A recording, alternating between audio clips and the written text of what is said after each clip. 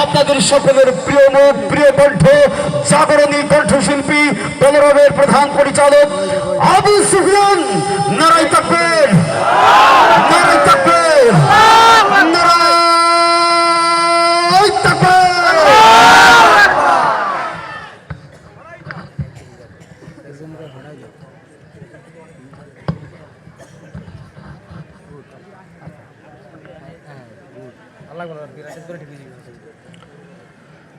আসসালামু আলাইকুম ওয়া রাহমাতুল্লাহি ওয়া বারাকাতুহু।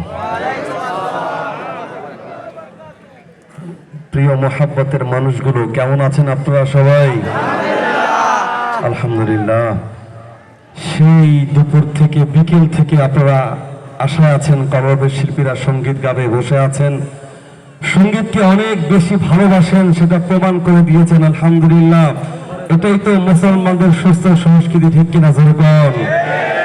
মুসলমান তো এই সংস্কৃতিকে ভালোবাসে। আজকে পাড়ায় পাড়ায়, মহল্লায় মহল্লায় হযরতে উলামায়ে কেরাম আসলেই এইভাবে হুড়মুড় খেয়ে পড়েন আপনারা, তাদেরকে ভালোবাসে, কোরআনকে ভালোবেসে। এটাই তো মুসলমানদের সুস্থ সংস্কৃতি। আজকে পাড়ায় পাড়ায়, মহল্লায় মহল্লায় মসজিদ রয়েছে, মাদ্রাসা পরিণত হয়েছে। আলহামদুলিল্লাহ। আমরা আজকে একটি মাদ্রাসার উদ্যোগে আয়োজিত খাদিজাতুল কুবরা রাদিয়াল্লাহু তাআলা আনহা নুরানি মাদ্রাসার উদ্যোগে আয়োজিত বিশাল বড় প্রোগ্রাম করছি। প্রত্যেকটা মহল্লায় মহল্লায় মসজিদ রয়েছে, মাদ্রাসা রয়েছে।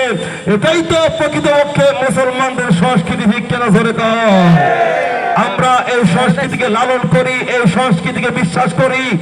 ঢোল তবলা, গান বাজনা, গিটার ফিটার কিছুই নেই এখানে। আল্লাহর দেওয়া কণ্ঠ দিয়ে শিল্পীরা সঙ্গীত গাচ্ছে, এটাই মূলত সংস্কৃতি। ওই সমস্ত হিরো আলম মার্কা সংস্কৃতি আমরা বিশ্বাস করি না। ওই সমস্ত এফডিসি মার্কা সংস্কৃতি বিশ্বাস করি না।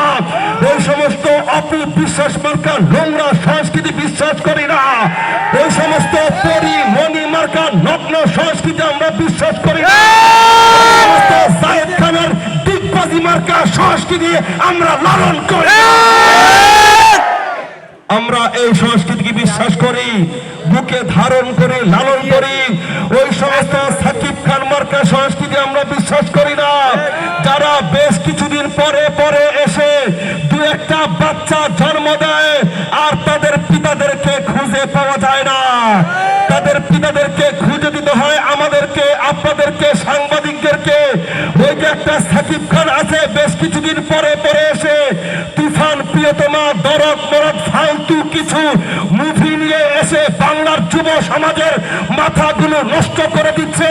যারা বাচ্চা জন্ম দেয়, পিতাদেরকে খুঁজে পাওয়া যায় না, তাদেরকে সরকার প্রমোট করে।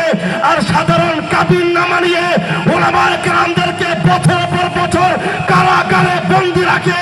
এই সমস্ত সংস্কৃতি বাংলার মানুষ বিশ্বাস করে না, বিশ্বাস করে।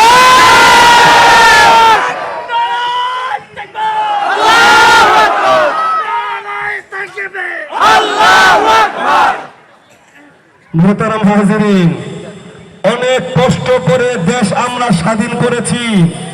ছাত্র ভাইদের সাথে কাঁধে কাঁধ মিলিয়ে আমরাও নেমেছি।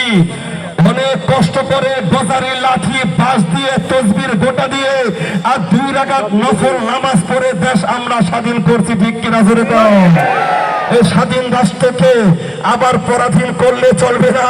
এই দেশের দায়িত্ব আমাদের নিতে হবে। প্রত্যেকটা সংসদের প্রত্যেকটা সিটের মধ্যে দাড়িওয়ালা, টুপিওয়ালাদেরকে বসায় দিতে হবে, তাহলেই বাংলাদেশটা বেহেশতের বাগানে পরিণত হয়ে যাবে।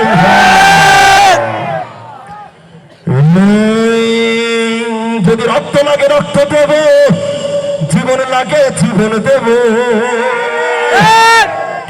তবু চাই কোরআন সংবিধান মুসলমান, চাই চাই কোরআন সংবিধান মুসলমান, চাই চাই কোরআন সংবিধান, ঠিক কিনা?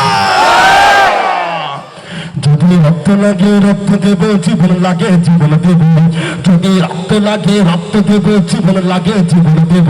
তবু চাই কোরআন সংবিধান মুসলমান, চাই চাই কোরআন সংবিধান মুসলমান, চাই চাই কোরআন সংবিধান। যদি রক্ত লাগে রক্ত দেব, জীবন লাগে জীবন দেব। যদি রক্ত লাগে রক্ত দেব, জীবন লাগে জীবন দেব। তবু চাই কোরআন সংবিধান মুসলমান, চাই চাই কোরআন সংবিধান মুসলমান। মুসলমান চাই চাই কোরআন সংবিধান। যে দেশে সূর্য ওঠে সূর্য ডুবে আজান শুনে, মানব দানব পাক পাখালির আজান শুনে ঘুম ভাঙে। যে দেশে সূর্য ওঠে সূর্য ডুবে আজান শুনে, মানব দানব পাক পাখালির আজান শুনে ঘুম ভাঙে। সে দেশে থাকবে ঈমান থাকবে আজান, সে দেশে থাকবে ঈমান থাকবে আজান। মুসলমান চাই চাই কোরআন সংবিধান, মুসলমান চাই চাই কোরআন সংবিধান। যদি রক্ত লাগে রক্ত দেব, জীবন লাগে জীবন দেব। যদি রক্ত লাগে রক্ত দেব, জীবন লাগে জীবন দেব। তবু চাই কোরআন সংবিধান, মুসলমান চাই চাই কোরআন সংবিধান, মুসলমান চাই চাই কোরআন সংবিধান।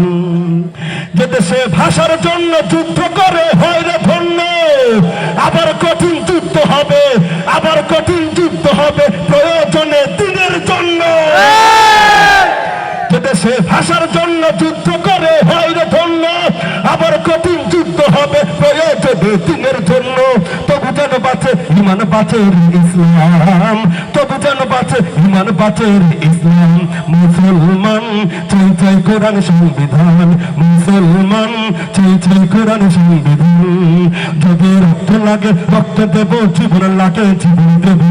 যদি রক্ত লাগে রক্ত দেব, জীবন লাগে জীবন দেব। তবু চাই কোরআন সংবিধান, মুসলমান চাই চাই কোরআন সংবিধান, মুসলমান চাই চাই কোরআন সংবিধান, মুসলমান চাই চাই কোরআন সংবিধান, মুসলমান চাই চাই কোরআন সংবিধান।